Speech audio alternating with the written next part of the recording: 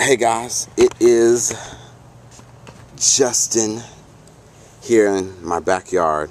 Wrote a poem. It's called The Love Poem, and I want to perform it for you. So, here it goes.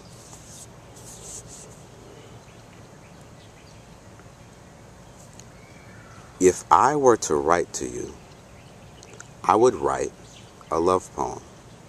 And not a poem about seeking you or finding you, but a poem about growing old with you, reminding you of our time in the heat and the cold, and my time with you.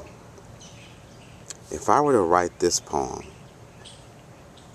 I'd speak of our first meeting in past tense, the way you past tense and intense, seeking a palatial love like this one. See kings and queens in chronospatial existence like time and space is superfluous. I would want you and all of your sisters to reject relational worthlessness, inspire you to treat our future like it's real. Your singleness is not purposeless. If I were to write this poem, I would start with something anachronistic. I've been patiently but desperately waiting to get your attention, so at the first opportunity, I am going to grab it. I'll start with some contrast so freaking dynamic that you can't wait to see how I resolve it.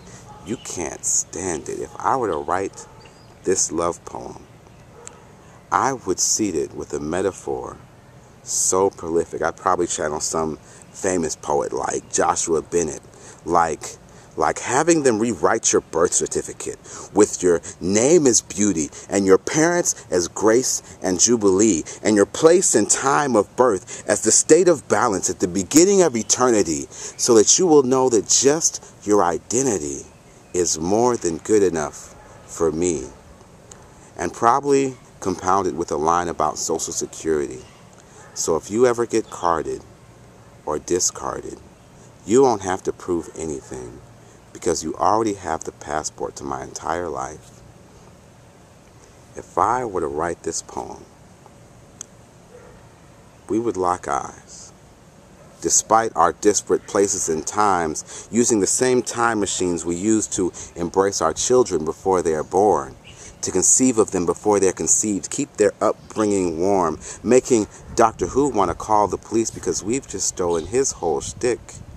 And I will have loved that you get it. Staring back at me through LCD screens, up reverse transmissions on YouTube servers, seeing your reflection in this very 3-minute clip. And it's a miracle. The way our love is strong enough to cut through the satirical, even the nature of this poem, make it trans-lyrical.